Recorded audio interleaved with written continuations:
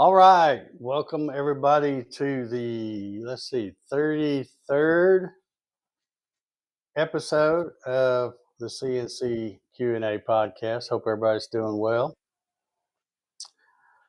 We getting a little toasty out here. You might can see the shadow on the thing there. I got the ceiling fan going. It's a little bit toasty out here. I think it's up about 80, I don't know, probably close to 85 today, and the sun is just starting to set. So let's get the rest of the gang in here. We've got Mr. Ballard up top Hey. there. Wait a minute, it looks like he got his ears lowered. Yeah, had to. Well, he did, didn't he? Yeah. That's one of them summertime haircuts right there. That's what I call it. That's like it's the same haircut I get every couple months. Okay. It just gets all wolfman-y. I bet it's still warm. If you touch it, I bet it's still warm. Looks like. Yeah. And I got Bob joining us again from the former everyone. The artist formerly known as Bob CNC, or however you say it. Just Bob now. Yeah, just Bob now. And then we got Mr. Corliss. How you doing, Paul? Good. All right, we're going to start off with our elder statesman here. Paul, you got anything you want to talk about? What you've been working on? What you should have been working on? I got a lot of stuff I should have been working on, but I had a serious case of the lazies this week. Yeah. Okay. They have that happens occasionally. Yes, it does. Nothing new off the replacement bamboo A1? No, in fact, I haven't even turned it on this week. Oh my gosh! It's like we were just talking. What Bob said is that you get appointments that happen at noon or 1 o'clock or 2 o'clock, and it just messes up your whole day, and you don't have enough time to get started, and so you don't do anything, and you end up getting happy and fat. Yeah. I know when I go to my cardiologist, and because they always, when you get done, you're making another appointment for 3 months from now, and I always try to make them somewhere between 9 and 10. I don't want to have to get up early and make it feel like I'm going to a job, and plus I like to have some coffee before I get out in public anywhere. And I'm sure the public wants me to have coffee before I get out anywhere like that. But that way, by the time I get, and when I go there early, just because there's a train crossing that I might get stuck with a train. So I always go early. And whenever there's no train and you get there early and you sign in, I always get called. There's been a lot of times I've been called back. Doctor comes in, checks me out, says, okay, go make my next appointment. And I'm walking out the door, and it's not even time for my regular appointment. They just, if you get there early, they work you through. So that's what I dread is I have to go to the cardiologist tomorrow, and I know one of the questions he's going to say is, so what kind of exercise have you been getting? And I can say, well, I try. Yeah. And yeah. I thought you were going to say he's going to ask what projects you've been working on this week. No. All righty. Well, Bob, how about you? You got we just lost him. Where'd he go? Wrong button. Must have known I was going to call on him. Yeah. He just said, peace out. Well, all right. Well, while we're waiting on Bob to come back, how about you, Ryan? You got anything been working on this weekend? Oh yeah, lots. Well, and as you can tell, I'm in my office at the moment, but we still don't have internet. I've been able to get this to function for this side of the streaming thing, but like to do my show, I gotta go back to the in-laws driveway this weekend. But they're saying I'm still gonna be down for another week. So Wow, fun, yeah, that really sucks. I don't yeah. know how I get all these extra bobs in here. I had a cat that stepped on the close button, I guess. So Oh, okay. sorry about that. We'll buy that excuse, I guess. Yeah. I haven't heard one like that before, so Okay, yeah. so Cat ate my homework. Yeah. all right. Talk about pussyfooting. So what? Well, I hope maybe they'll get it fixed before. Of course, I guess that's not all that far off, but still, yeah, I mean, that's it's another forever. week. Yeah, that's forever when you're trying to do stuff. So Yeah, my neighbor called, I guess, the other day, and he got an appointment for the 10th. But then he called back again, and they were saying that that the appointments have been moved up, but they didn't see when. And then he got a message saying that somebody was going to be out today, and of course nobody showed up today. But then I called too and was like, "Yeah, I'm hearing that we're getting moved up," and they were like, "Nope, you're still on for the 6th." It's like, oh, okay, man, yeah, that's it's been tough. kind of rough. Not really being able to do work here at the houses. Well, I appreciate you going above and beyond to get on the stream tonight. I know that's a pain in the butt when you don't have internet and you got to use a hotspot and stuff like that. So yeah, I got my phone plugged in and making sure that it's got some power. So okay, if I fall apart, that's why. Yeah. All right, Bob, I'll go back to you now that your kitty cat stuff's over with. What you been working on this week? Anything you can Well, share? always hang gliding stuff. Trying to make a motorized hang glider pusher. But I was sharing you earlier. My shaft didn't turn out. It's 7 thousandths out of round, so I got to try that again. But also, before we closed Bob CNC, we were actually planning on releasing what we call the KL8, which is linear rails and 3/4 inch plywood with a 1/2 inch router instead of the 1/4 inch, and I'm putting that together. So I got one of the axes moving. Maybe next week I'll get another one moving. So Okay. it's been a pretty busy week. All right. Well, that should be fun. Yeah. That should be fun. Well, I've been. I was telling Paul earlier. I've been playing around with the old sign widener a little bit this week. Not running anything real important, but just kind of piddling around and thinking. I'm actually trying to. I haven't quite got all the macro written yet, but because I've never really done any real macros with Mach 3, but I've been trying to study up on it, which, as you know, means watch YouTube videos and try to find out stuff. But I was thinking about maybe trying to add a tool setter to this.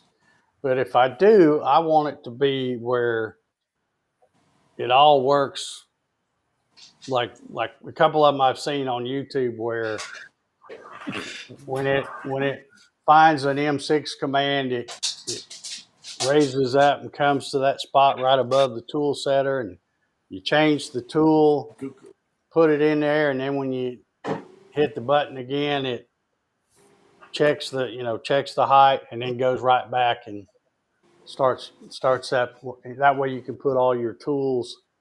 Like if you're using 3 different tools, you can put them all in one program and stuff. So, but I don't have a tool setter. I just have the touch plate. So I've been kind of trying to play around with it. I've got the macro part where when it hits an M6, it comes to that location. I got that much figured out, but I got to get a tool setter before I do much more, or I'll probably end up breaking So when it's So trying to It you go, mean seems like tool setters? they're the thing to be doing right now is the tool setters. But I've seen some people do them with just like one of the little clicky end stops. Like they had oh yeah, well yeah, a basically button you put on just one. need some kind of a switch, Yeah. because that's really all of the tool setter is. It's on like a spring, and when it goes down so far, it clicks, and then if you're going too fast, a lot of them have a safety thing where it'll click the first time, but if it don't, you're going too fast, it pushes on down. Then it's like an e-stop, so it'll keep you from breaking a bit or something like that. Well, uh, like I said, I've got it working where with an M6, it'll raise, it'll come. I've just got a circle drawn on the front of my machine here, so it comes above that. You can change the tool, and then I can actually take uh, my touch probe, my touch plate, and hit. When I hit the button, then it'll start coming down. But I have to make sure I clip the thing, because like I said, it's not a tool setter spring thing. It's just a solid plate. So I got to make sure I don't forget to clip it to the thing. And then I also got, as soon as it gets done, I got to make sure I remember to unclip it before it takes off, going back to where it's going to start. But anyway, I'm still playing around with that. Uh, trying to You just trying to need learn something new. I like to try to learn not necessarily new stuff, but stuff that I just haven't done before. I mean, there's nothing new about Mach 3 macros. People have been doing them for years, but I just never have fooled around with it. But I was watching a video where a guy had a pretty slick tool setter set up, and I thought, yeah, I wonder if I can get that to work in Mach 3. So been playing around with that a little bit. Made some shiny chips today. Cut some 1/2 inch aluminum. Uh, Ooh. yeah, it's not like I'm going to just plow through it, but the old DeWalt 611, you know, shave a little at a time, and you can get to the bottom. so That's all what it do you matters. use for depth of cut and feed rate? Well, I was using 85 inches a minute, which probably was a little slow, but it worked, so I didn't. I just left it, and then I was just shaving Right. off about 15 thou uh, per pass. But I was telling Paul whenever I machine, because I never have the right tool. I've never bought an O flute and the kind of bits you're supposed to use. I just get an old, well-used upcut bit uh, that's already got a bunch of miles on it. That way, if I break it, it's no big deal. But uh, what I do is when I program, like all I was doing was, you can see I haven't even unclamped this yet. Here's this, and this was like this, and I was just going back and forth to cut this off. Because you can see I've already cut a part out of this years ago. So this was just some stuff I had sitting around. But what I did is, this is 8-inch wide flat bar. So what I did is I made a pocket that's 9 inches. So it hangs over a 1/2 inch on each side. So I'm starting off the material. And what I do is I make the pocket, I'm using a 1/4 inch bit, but instead of making the 1/4 inch bit where it's going back and forth and it's only cutting a 1/4 inch, I make it 300 thousandths wide. That way that first cut, it's cutting everything. But then when it gets out the other side, then it moves over 50 thou, and now it comes back, but now it's not touching on the other side.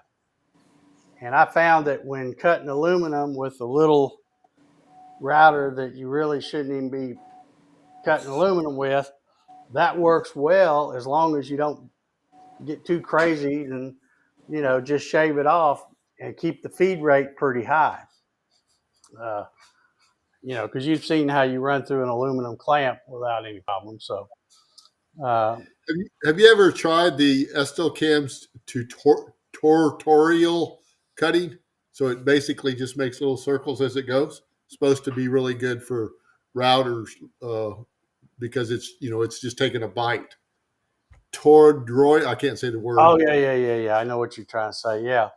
No, I hadn't ever looked at that, but I sent my buddy Jim a picture after I got that cut in too, because he had been over here yesterday, and I told him I was going to try it. I said I can't remember if I've ever cut him with this machine or not. I said, and if I have, I was probably using the Porter cable, the bigger full size router. But I sent him a picture, and he texted me back. Of course, he's got the Gatton CNC that I built when I was doing the build videos for the Gatton CNC series. Um, so he texted me back and he says, "Well, would I be able to do this with my machine?" I said, "Yeah, you can, but you have to program stuff a lot different than than you would if you're just cutting wood or plastic or something." Um, but I got a feeling he'll be trying that out. But anyway, as I was playing around with this thing today and really the past few days, I got to thinking about, always when I'm running this thing, I always think about the good old days back when I first built this thing. And then, the more I think about it's really for somebody who's wanting to get into CNC woodworking, and I'll use those two words together. Uh, but somebody that's wanting to get a CNC and play around and learn it, there's probably, I can't think of a better time to get into CNC than present day. I mean, there are like just so many options. And like I said, I built this one out of necessity because there wasn't much to choose from back when I started looking for a hobby machine, and what was really expensive and didn't look like it was made very well. So that's kind of why I started making these out of just form sheet metal. But I was thinking about that today, how somebody that's just now wanting to get into CNC now is, there's just so many options. And of course, Bob and I was talking about earlier about how much the price of things have come down. Like back when I built that, the reason it's built out of big solid round rods and Acme lead screw is because ball screws and linear rails and all that kind of stuff were just way out of sight. And thanks to the good old Chinese, they've really come down in price. Although I don't know how long they'll stay that way. Yeah. With current situation, it might go up a little bit, but still, there's just so many great machines. I talked about, I don't know, 2 or 3 weeks ago, I think I was talking about that print NC that's a Yeah. kit. And, of course, it's linear rails and ball screws and stuff, but it's a lot of 3D printed things that you can make, fixtures to help align your holes and rectangle tubing and stuff like that. And that I've watched a few videos, not just the build videos, but of those things actually going through some material. I'm thinking, wow, that looks like a pretty nice little machine for what they've got in it. And of course, when you build something like that, it's what I always call sweat equity. You're putting your own sweat equity in it because you're building it yourself. And of course, the PWN, we talked about that the other day. That's going to be that Dominator is going to be a pretty awesome machine, I think. But another one that I have been kind of watching the past few days, you know how it is. You watch videos, and then when you're on a certain topic, these other things that you've never, they might be years old, but you haven't seen them before, and then all of a sudden they're popping into your feed or something, getting recommended to you. But I've started looking at the shape. I'm probably pronouncing it wrong. Shape. I call it Shapeoko. I know some other people call it Shapeco, but however, whichever way you say it, the Pro 5. And I guess it's been out. Well, I watched an Andy Bird video earlier, and I think he said they came out in October of 22. So they've been out, good 2.5 years or so. And I know that's what David from the Clack Shack, that's what he's got, and he seems Yep. real happy with his. Um, Andy Bird speaks very highly of them. Let's see, I'm trying to think of the other YouTubers, but some fairly well-known I think Cutting YouTubers. It Close has one as well. Yeah, yeah. Now I tried to find a video where he was kind of reviewing it and just talking about it, and the closest thing I could find was when he was doing a live stream, and I didn't have time to watch the whole live stream, but he was doing a live stream trying to cut a project live, and then he had the Kevin Barnett guy from what is it, Carbide 3D, I think is the name of the company. But And I think recently he had he put out a video maybe a month or so ago where he put it together like on the floor and then cut out a table with the machine to put the machine on. oh, okay. Well, I saw that video, but I didn't realize that was the Pro 5 I think so. Shapeoko. I'll have to go back and check that one out. But anyway, so I've watched several. I guess you call. Excuse me. I guess you call them review videos where people. Um, I don't think there was any of them that I watched that show it put together, because almost all of them say I didn't bother showing the assembly because the instructions are so good and it goes together really easy. No need to do that. But they would talk about their first impressions and show it cutting stuff and all that. And that to me is a pretty slick little machine. In fact, I've watched it probably 2 or 3 times, but I watched it again last night, and that's the video where uh, Dave at the Clack Shack is talking about why he bought that one as opposed to a Onefinity or Long Mill or something like that. And he made a lot of good valid points. And as I was looking today, I went to their website and was kind of snooping around, as I often do when I'm watching videos. I like to learn as much as I can about them. But I got on there and I got to thinking. I'm like, okay, one of the topics we've been discussing, or at least I have, mostly griping about, is the ridiculously long lead times that some of these companies have. So I got on the Carbide, let's see, what is it called? Carbide3.com website. Went to the Shapeoko 5 Pro and looked, and in fact, I've got it open over here. It says right below where it says add to cart, it says this product is in stock and expected to ship tomorrow.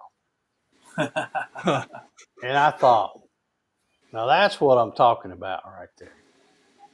But so anyway, I thought, well, let me just confirm that. So, they all have the little chat thing down there. So I hit the chat thing and I said, hey, what's the lead time to McDonough, Georgia, for a 5 Pro? And literally within 60 seconds. Now, of course, it could have been AI, I guess, but I don't think it was. I think it was a real human being. I don't know. But within about 60 seconds, they said, yeah, it'd be lead time would be 1 day. It'd ship tomorrow, and the transit time's 5 to 7 business days. And I'm thinking to myself, no, that's how you run a business, folks. You know, those people up north in the 51st state, they need to get their act together and Yeah. learn how to get lead times down to a reasonable thing. But Well, I they think just that place a lot of value in anticipation. apparently well, so. I think that Shipoko is a very well engineered machine too. So, I mean, by looking at, I mean, I haven't done the math or anything, done the calculations, but by looking at it, I bet it cuts pretty good. So, Yeah. Now,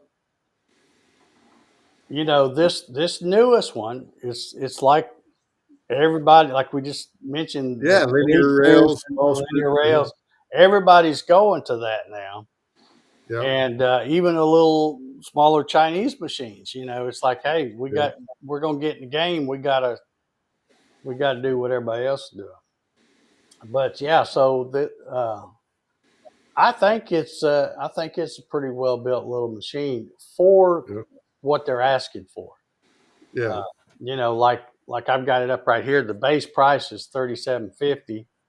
Of course, you can add the 80 millimeter VFD 220 volt spindle for another 1,200. Well, even then, it's still pretty reasonable, I think, for what it is. And this is the But it has this spoil board and everything, right? It's not just the gantry and two X axis like right, the right. It has the I guess it's the looks like it's the aluminum T-track stuff, and then you lay the yep. MDF strips in there. And one thing that I really liked about it, let me just share my screen. I'm going to talk about it. I might as well Might make as it well.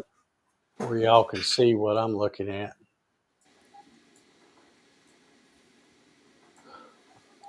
So if you look right down here in this corner, this one automatically comes with the tool setter, Yeah.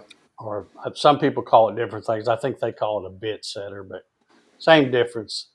Yep. You know, so it already comes with that, as like you said, as well as the table and stuff like that. Where a lot of the other machines, and this is one thing that Andy Bird was mentioning, is he was kind of comparing it to the Onefinity, and said, you know, it looks on the face like the Onefinity's a lot cheaper or a Yeah. lot less Not when you put it expensive all together. than Right. this. He says, but when you start comparing apples to apples and you start saying, well, you know, I need this too, and now I need to add this on, and he says by the time you get done, he says this is going to be a lot cheaper than the Onefinity. And I'd have to agree with him, because from what I have seen, just what little snooping around I've done on their website, it seems like they do kind of nickel and dime you to death. It's like, well, we'll give you this. You need all this other stuff, but we'll give you this, and you can buy the rest of the stuff. So, Yeah. Are you Now talking there's about STL woodworking? Was that he recently did a video about the comparing the Shapeoko to the Onefinity, well, and the because one I those are was the talking machines that he about, has. I probably watched that one too, but the one I'm Yeah. talking about is Andy Bird was Oh, Andy Bird's specifically okay. talking about how it seems like, you know, of course, he wasn't knocking the Onefinity. You know, everybody agrees it's a good stout machine, but you know, it's like he said, it's like by the time you get everything that this would come with, uh, you know, you're talking a lot more money, and you can't, just because you don't buy the MDF and the table you need, the spoil board part for the Onefinity, just because you don't buy that from them, don't mean you can't throw that cost in there. You got to get it somewhere, Yeah. even if right. you're just going to Lowe's and making your own. And so, Well, the interesting thing I'm thinking though is that I put a link to it in the description if somebody watched the one from STL Woodworking, he was kind of saying the opposite. So the 150 started out being more expensive, but in the end, it was a little less when it was apples to apples. Like Really? as far as in the table and spindle and whatever else, it ended up being that the 150 was a little less. Yeah, That'd be I've interesting watched to that compare guy the two too. videos to see what they Yeah, I were think saying. there are some guys that kind of go the opposite way of what I just mentioned, but I don't know. To me, now I'm going to get kind of off the wall here, but here's something, and maybe I'm the only guy that thinks like this. I'm kind of weird anyway. I probably am the only one, but I look at it like this. If you got all these machines, like if I wanted to get another machine to replace this one right back here, and I'm looking at the Shapeoko, I'm looking at the Onefinity, I'm looking at the new alt mill, which is going to be a killer machine, Dominator from PWN. So there's 4 really good machines there, I think. But here's something that I wonder if people are really thinking about. Again, I keep harping on these ridiculously long lead times. But if you place an order for a machine, and I'm not even sure if the other ones, I think we checked, but I can't remember what we said. We know Onefinity wants all their money up front, and then you wait 3, 4, 5 months, whatever. I'm not sure about long mill or the alt mill. I don't know if it's that way, and I'm not sure about the PWN Dominator. But regardless of whether you're putting your money up front or half the money or whatever, paying the rest on when it ships and stuff like that. One thing that I look at is like, out of all the 4 machines that I'm interested in, if I'm ready to start running that thing and start making money, whether it be doing stuff for Etsy or craft fairs or whatever, one of the things that would be going through my mind is, well, if I get this machine, I can have it and look how much stuff I would have made before that other one ever comes in or this one comes in. You know what I'm saying? That's, no matter how you think about it, that's money. Time is money. So if you paid all your money up front and it's going to take you 3, 4, 5 months to get it, you may think you're just sitting there not out no money, but you would be, because you could have been making a whole bunch of stuff. Mm-hmm.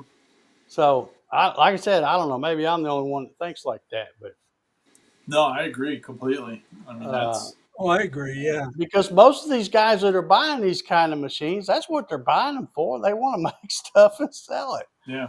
So, But, I don't know. I think for a lot of them, it's their first machine. Maybe for a lot of people, the lead time has no bearing at all on their decision. But for me, you can bet your butt it would be pretty important to me, especially if you think I'm going to pay all up front and then sit back and wait 4 or 5 months. Yeah. Nope, I'll just hang on to my money or give it to somebody else where I can get some product. Yeah, or send them an email and say, hey, when you get caught up, let me know. I'd like to buy one. Yeah, well, they don't ever seem to get caught up. They've only gotten farther and farther behind as time has gone on instead of improving their process. So it just shows me they don't want to improve their process. They want to keep that Apple cult mentality with their machines, I guess. Get one of them and you can be in the cool kids club or whatever. Well, I don't want to be in that cool kids club if I have to pay all my money up front and then wait on it. Old Dave ain't good at waiting on stuff. I can tell you that much. Yeah, John's got a good point. You could pay for it by the time that the other one would even show up. Exactly. That's exactly my point, because the lead times are just way too long. Yeah. Now, Yeah. if they had got it down where 3-4 weeks or something, yeah, maybe. But when they've got lead times, what they've got now, it's like, It's man, tough. just get this other machine. You can make enough in that time to pay cash for a stupid one of those machines. Yeah. So I don't know. Yeah. It just I guess if you were waiting for the Ferrari or the Maserati of CNCs, maybe it would be. But I mean, I don't know the Onefinity. I've never even touched one, but maybe it's that much better. That they can demand that. But I'm with you. I would no. I'd rather buy something that they're going to ship me well, Well, when I pay. where Onefinity got away with it to begin with was when they first came out. They were the only game in town that had that heavy duty of a machine, because Shiboko was still back with the Lighter rubber duty. belts. yeah, Because I can tell you that, because when I was shopping, I looked at them all, and I bought the Onefinity because it was a heavy duty machine, and it had the bells Ball. and whistles, and it didn't have rubber belts and rubber wheels and all that. What And about the Avid? The Avid was way out of my price. I Okay, mean, so it wasn't even a the consideration. Avid. See, I don't really mention the Avid machine, which may seem weird since I used to have one right behind me here. But I usually don't even talk about those when I'm talking about these kind of machines, because it's just head and shoulders Oh, yeah, above.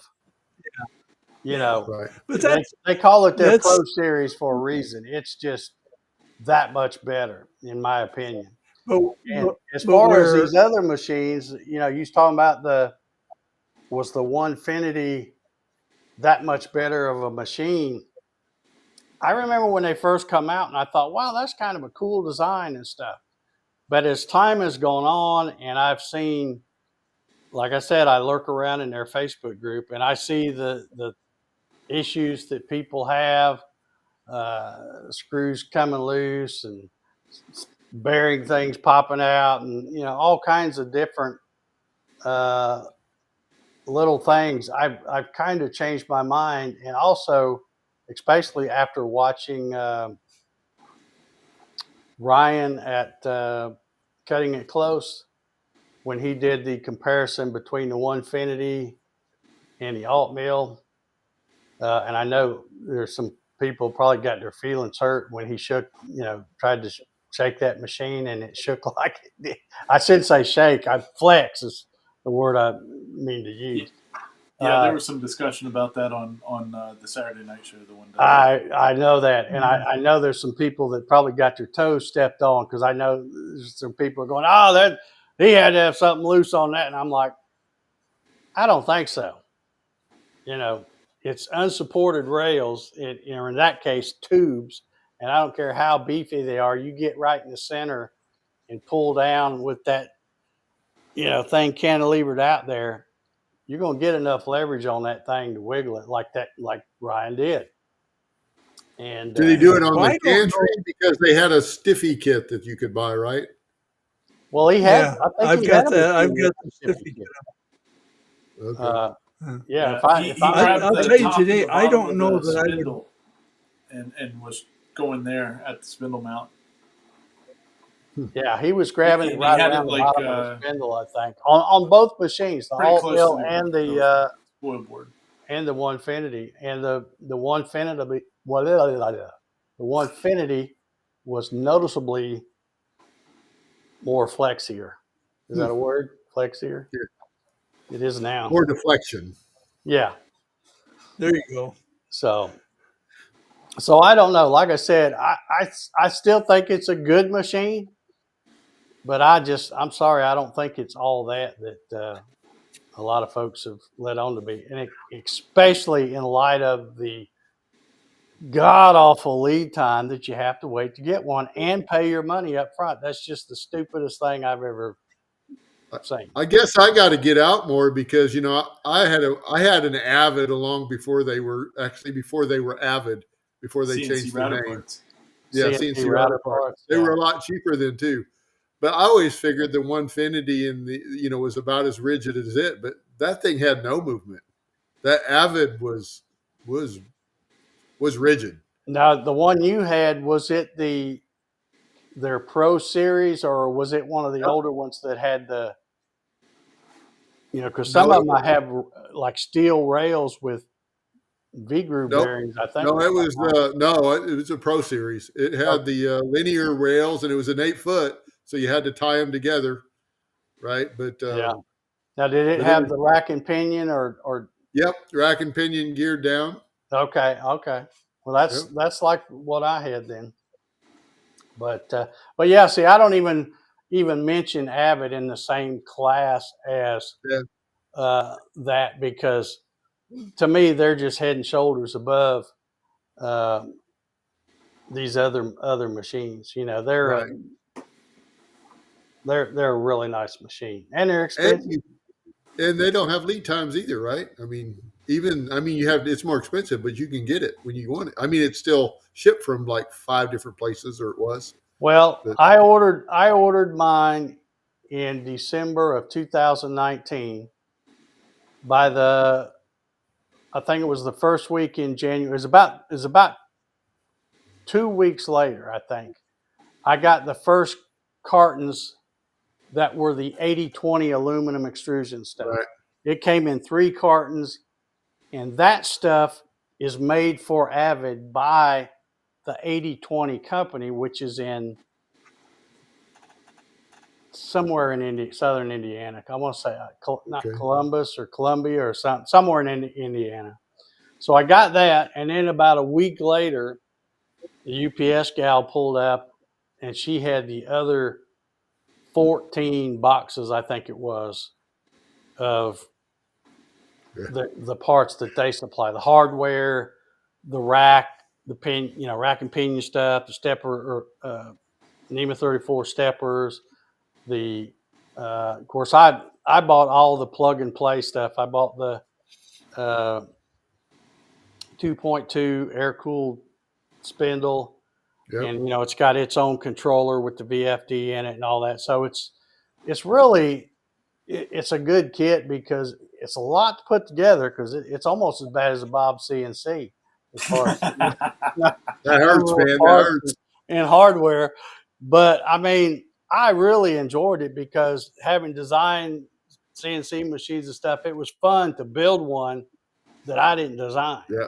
Just to do it. But the instructions were, long. I think there's like 150 pages or something, but they were perfect. They tell you where to put every nut and bolt, how to do everything.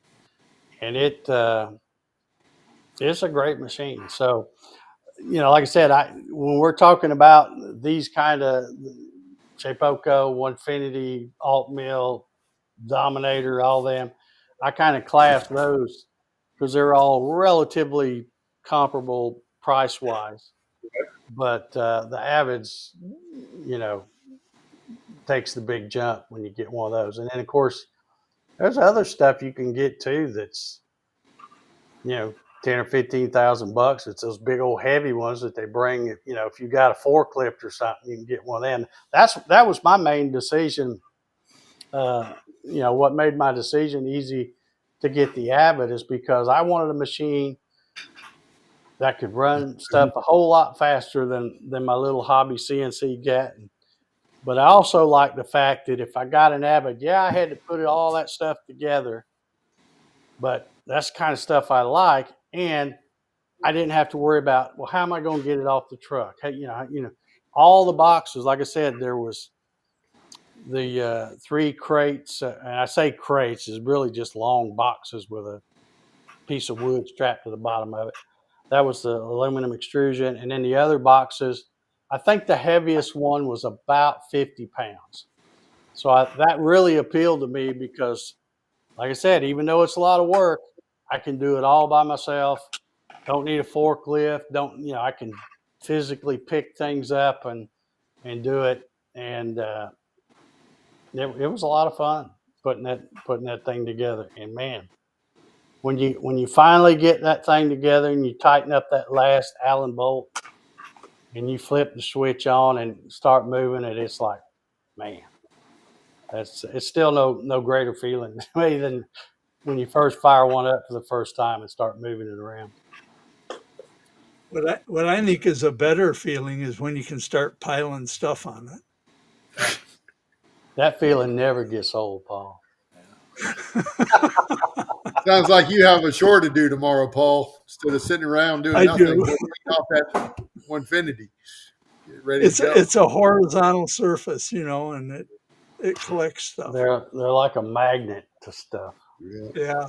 But I was telling Paul though, I've done good. I've been coming out here playing around with this one, so I haven't really piled anything on top of this one. That's the secret. Keep it moving, and it won't get dust on Yep. it. Well, it'll get sawdust on it. Well, it's like I told Paul when I've got my little monitor thing on this swing arm. So when I get done and shut it down for the night, I swing this over. So that will kind of deter me a little bit from setting stuff on top of it. And I got to tell you, that little swing arm, I think I got a link down below if anybody wants to check one out. Mine arrived broken, and I had to break out my welder and put an ugly ass weld on it right here. But man, now that I've got it fixed, I love that thing. It's perfect just to stand right here and do what you got to do. All right, I haven't even been looking at the comments. Have I missed anything? John's got a nice comment right there. Oh, JR mentioned that his Onefinity didn't flex like the one that he showed on cutting it close. Well, I guess, Paul, we're going to have to go get you to try to flex yours to see what's going on. You have to get You to don't it have first. you don't have a spindle on yours, do you, Paul? Yeah, I got a spindle on mine. Oh, you do? Yeah, I've got a water spindle. Okay, all right. Well, let's see. Let me look at the comments here, see what I've missed. I see Jerry says, going to EV Mux later today, wanted a referral link from Ryan, but he couldn't find one for me to use. I don't know of one.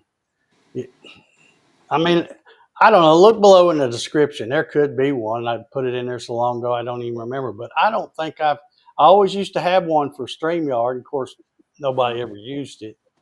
But I don't think I have one for EV Mux. Yeah, Not to say they might not have one available. Yeah, I'm kind of trying to remember, but I don't think that there has been one for EV Mux because of when I signed up for it.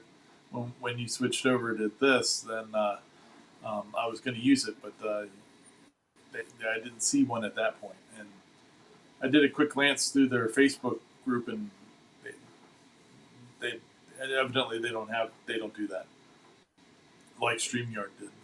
Yeah. Kenneth says, Dave, are you still playing with my 3018? No, it's behind that white curtain right there.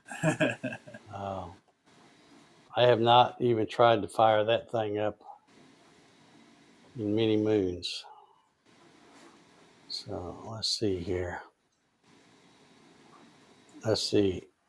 Yeah, this makes a difference too. I think you kind of, when you're watching these review videos, I always try to look to see if they've got the contains paid promotion thing up front, which they're supposed to put on there when somebody gives them. Sometimes they don't do it, but to me, it's it just depends on the person, I guess, but it's hard. It's probably pretty hard for most people to knock something a whole lot when that company gave them one, because they want them to give them another one down the road or something like that. Me, I don't care. I've You notice I haven't done any Jinmitsus in a while. I don't think after that last Reno, I don't think they were too excited about my review. But hey, I tell them, if it sucks, I'm going to tell people that it sucks. And unfortunately, that one sucked a little bit. You could make it work all right, which I feel like I've got enough CNC experience. If I had something to run on rubber bands, I could probably make it run a good part. I just wouldn't want to because it takes forever. And that's kind of the way that Reno was. It had the little thin belts and stuff and the little old dinky, what is those things they put on them? Not 300-watt DC motors or some little stupid thing. I'm like, come on, people. Something that belongs in a remote control car. Yeah. So, all right, let's see here.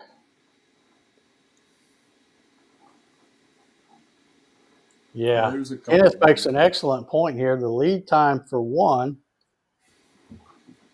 is the learning curve time for the other. Yep. Yeah. Or, like I said, if you already know how to run one, you've already got a little experience and you just need one to start cranking out stuff. Just think how many Etsy projects you could put out in the 2, 3, 4 months that you're waiting on something. You could really buy the one. You could buy like the Shapeoko, use that for 4 months and make money with it, and then take that money that you've made and buy the other one, whatever other the alt mill or the 150 that you want, and then over the next 3 months, I mean, you'd make all that money to pay for both machines in that time frame if you worked at it. Yeah, Kenneth said Avid is considered pro-consumer. I think that. I don't know. Well, see, I was thinking about that too.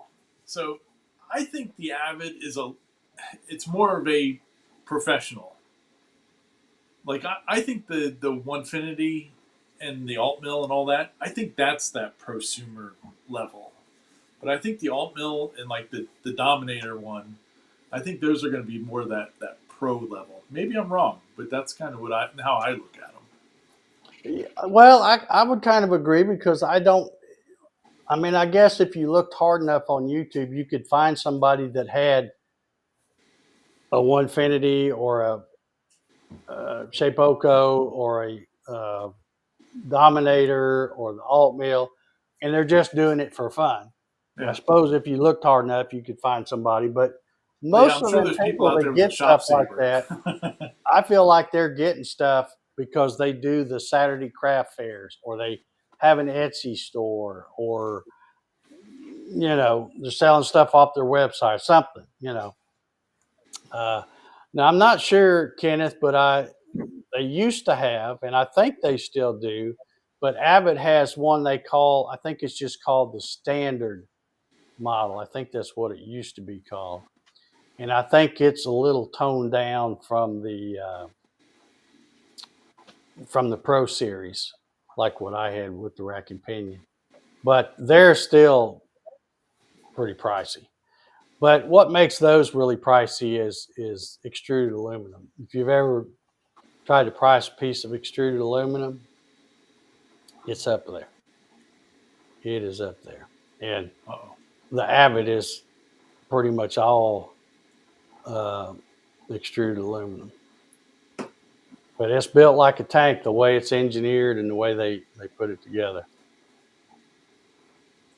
Russ says Ryan pretty much tells, like, I guess you're talking about the Ryan guy on Cutting It Close. Whoa. See, JR says, I went and looked at my machine after that guy. All I can say is that my machine didn't do anything like what he demonstrated. Mine doesn't do anything like that. I'm not going to disagree with you, JR, but it was pretty obvious in that video that there was some flex, at least with that particular machine. Maybe not everybody's, but. Well, isn't the Onefinity's kind of put together, but sometimes people don't put them together right, so they don't work right too, right? I mean, it's a problem that you could have. But I don't know. Like I said, I've never laid hands on a Onefinity. I know my machines are that we made, and then the Avid, which was, like I said, before Avid was Avid, but Yeah. Let's see here. Oh yeah, Shop Like Saver. I don't Playful. even mention those because those are another one that to me is like more the pro level series machines. I've watched a few videos on those lately, and because I always liked Shop Saver, but they were always like way out of my range. Yeah. Isn't that what April Wilkerson uses in her shop she's as got a shop? a couple of them. Yeah. Yeah, I think so. Cutting It Close also has one. Yeah, I Oh, think okay. he's got one of everything pretty much. Pretty much. is that an American-made machine or is that a Chinese import? I don't know. The I Shape think it's Oko? American. That's No, the the Shop Saver. Shop Saver. yeah, I think they're made in, I believe it's North Carolina. Okay. And I'm not sure. I think that might be where Shape Oko is too. They're in the U.S. somewhere too. Yeah. I don't know how to find anything on their silly website. But I think I saw somewhere that I believe Russ it's Meadows said Shop Saver is American made. Yeah. Okay. Yeah. There's a guy, not our Bob, but there's another guy that's connected with Shop Saver, and they call him Router Bob. Yeah. He's got a lot of videos out. Well, I mean, I don't know if the Chinese are catching up, but the American ball screw is 100 used to be 100 times more accurate than the Chinese one. But I like I said, that's been a long time ago, so maybe they've caught up. Lakeville, Minnesota, Dave. That's close. Who's that? That's in Minnesota? Shop Saver. Oh, I could have sworn they were in the Carolinas somewhere. Well, I wonder who I was thinking of then. It must be another one. Another company, huh? Yeah, it must be another one. All right, Cosman says here, as a Onefinity owner, I will tell you that a Onefinity is much better than no machine. Well, yeah, 3018 is better than none at all, but Well, is it? well, Depends on what you're using it for. I've always said, for somebody who wants that knows zero about CNC, Yeah. you can go to Amazon and for under $200 get one of those. That's why you're waiting for yours to come in. And just think of it as spending $200 on a CNC for Dummies book or something. Yeah, exactly. Yeah. Because you can put it together, you learn which one's the X, which one's the Y and the Z, and you can learn a little bit to get at least an idea of what a CNC is supposed to do. It may not do it, but you'll know what it's supposed to do, and then you can, give it away or whatever. You're not out a bunch of money, and then you go after you've used it as a learning experience, go get something you want. Yeah, we had a lot of people that started with Bob CNC and then would move on to the bigger machines. Yeah, it happened a lot with the Gattons too. Yeah. Mm-hmm. There was a lot of people that, and then there's some of us that are just, stubborn and won't move on.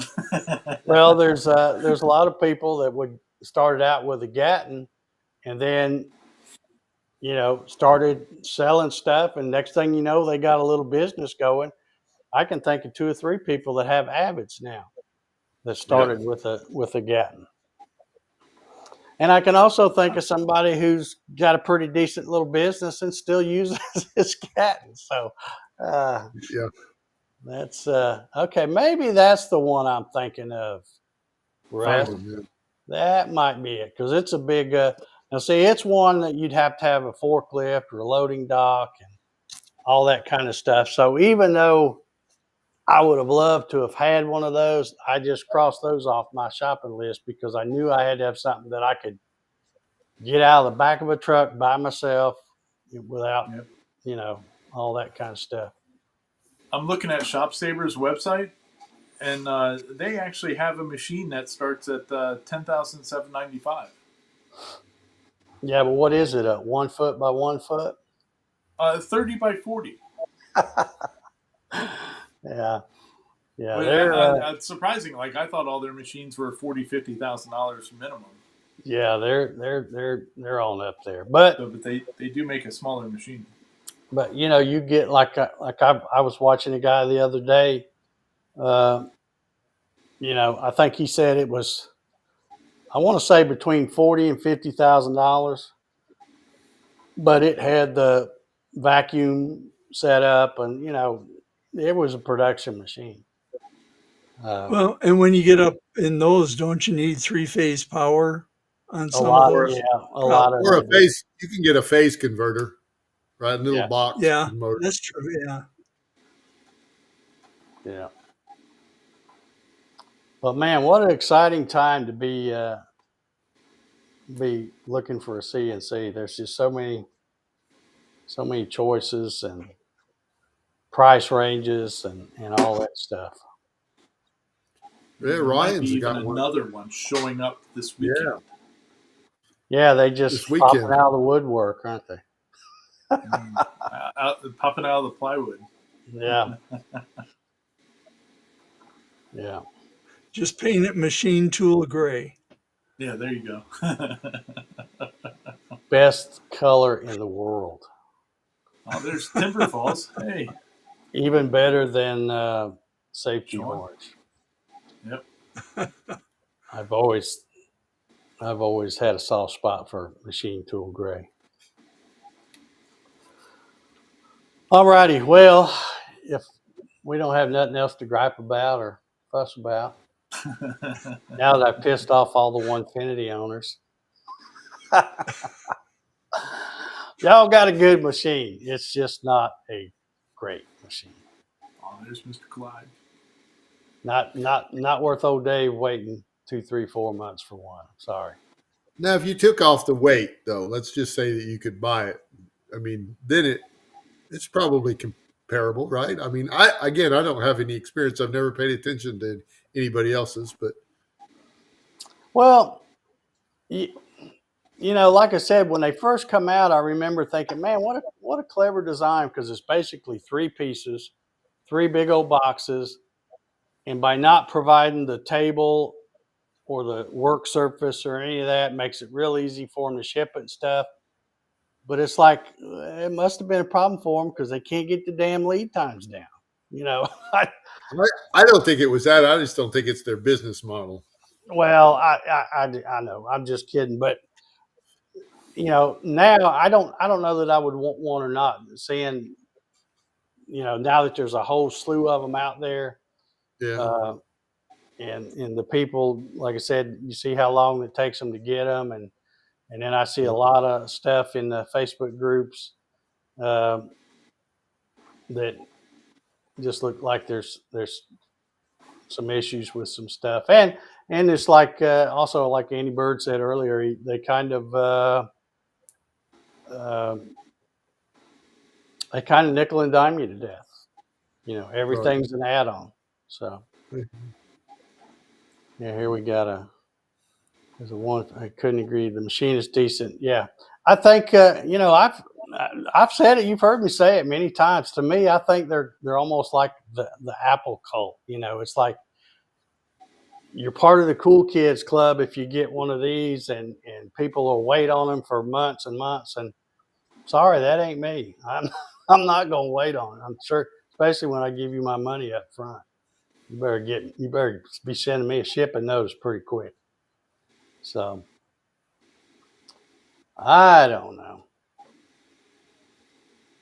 We'll see. Fun times. All right. Well, I guess we'll get out of here. We've been at it over an hour, but yeah, if you're anybody's out there interested in getting into CNC, even after all the griping I've done, check out the ones we've mentioned tonight. or at least the 4, the Onefinity, what is it, Elite Foreman, I guess is the hot new thing, the Shapeoko 5 Pro, the PWN Dominator, which I don't think that one's officially out yet, is it? I don't think so. I think they're on pre-orders. Yeah. And then also the alt mill. I don't think they've really hit their speed either.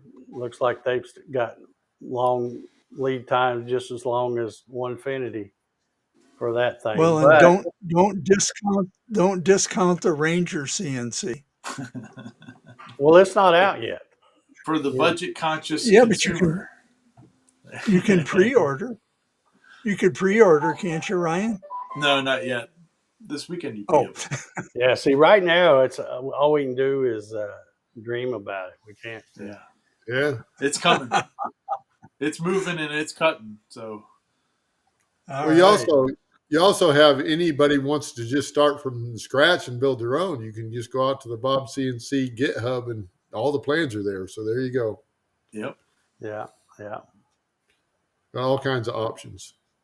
Yeah. And I've still got stuff on the Gatton CNC. I don't make the kits anymore, but the plans are still available for a few bucks up there. So lots of choices. Yeah. Lots of choices. But anyway, I guess I'll get ready to hit that button over here that gets us out of here. Good deal. And we will see you guys. We will wave and smile and say, see y'all next week. And I may try to, real quick before I hit the button, I've got 3 or 4 people in mind. I may try to get some special guests on here to talk about certain CNCs. And some people I've been watching their videos and stuff and can tell that they would have a lot to talk about on this show. So, but you never know when you start. One reason why I don't have special guests very often is because either they don't want to get on a live, and if they do, they'll swear up and down their Wi-Fi is just fantastic, and then you get them on here and it's not, and they drop out and get all robot-y talk and all that. So anyway, we'll see. I'm gonna see if I can get a few folks to come on here, just because I would like to pick their brain after watching some of their videos. So anyway, we'll see y'all next week. Everybody have a good weekend. Go watch Making It Up As We Go Saturday night, 9 p.m. Eastern. And maybe Ryan will have something cool to show you. Could be. He should, if it's going to be open this weekend. Yeah, the inside of his truck. The inside of your truck, right, Ryan? Yeah, pretty much. Yeah. All right. He did a good job considering that. My in-laws drive. You could set that up in you could set that up in the back of your truck. Studio. You didn't have to say inside of his truck. That just sounded cool. Remote studio. But you could set that up in the bed of your truck. Yeah, right. Yeah, I'm not lifting that thing up in there. That some bitch is heavy. All right, guys. Doesn't work. Remember? We're gonna get out of here. Everybody, we'll see you next week. Take care. See ya. Bye.